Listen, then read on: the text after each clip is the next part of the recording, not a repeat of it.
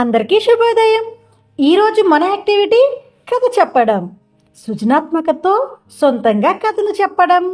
ఆదర్శిల page number 47 నుండి 49లో ఉన్న కృత్యాలను చూస్తూ పిల్లలతో కథను చెప్పండి. ఇక్కడ కొంతమంది పిల్లలు సొంతగా కథను చెప్తున్నారు. చూద్దామా? Good morning. ఎవరికైనా సరే మీకు ఇష్టం వచ్చిన స్టోరీ కథ ఎవరు చెప్తారు?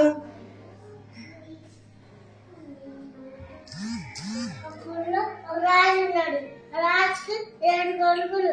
7 కొడుకులే చేపలంటే నాకు జగ్గడ్డ వచ్చిందండి. జగ్గడ్డ వచ్చామంటే నన్ను ఆవు పోయినాడంటే నాకు అవ్వ అన్నం పెట్టలేదు. అవ్వ అమ్మ అన్నం పెట్టలేదంటే రాజు అది పిల్లలు అంటే నాకు చెవ కొట్టినాడు. చెవ కుట్టారంటే బంగారు కుట్టారంటున్నా. ఒక జంతువుల కుటుంబం ఉండేది. ఆ అడవిలో పెద్ద వేప చెట్లు, మర్రి చెట్లు, టేకు చెట్లు ఉండేవి. అదే అడవిలో తల్లి బీర, తండ్రి బీర, వాటి బిడ్డ బీర ఉండేవి. బీరాకి తన స్నేహితులైన సోని అనే ఉడత, దేవా అనే జింక, రోని అనే కుందేలు స్నేహితులుగా ఉండేవి. బీర తన స్నేహితులతో ఆడుకుంటూ తిరగటం అంటే చాలా ఇష్టం. ఒకరోజు ఉదయం బీర దాగుడుమూతలో ఆడుతుంది.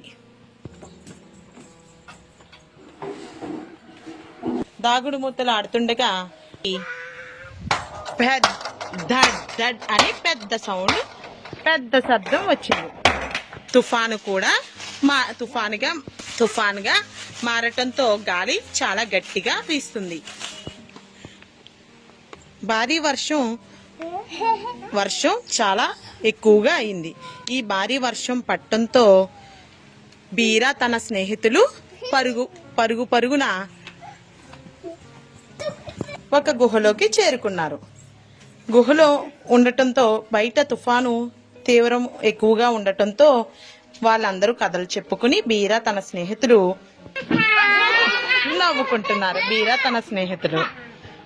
బీర ప్రేమించే కుటుంబం, అద్భుతమైన స్నేహితులు ఉన్నందుకు చాలా అదృష్టంగా భావించింది. తుఫాన్లో ఒకరికొకరు తోడుగా ఉన్నందుకు, సురక్షితంగా తోడుకోవటంలో సహకరించినందుకు ప్రతి ఒక్కరికి ధన్యవాదాలు చెప్పింది. Thank you friends. పెద్దగా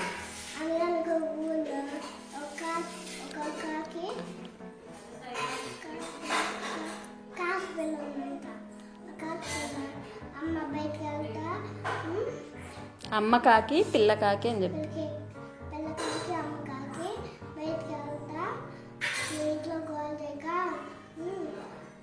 ఎవరు చెప్పింది? ఎవరికి?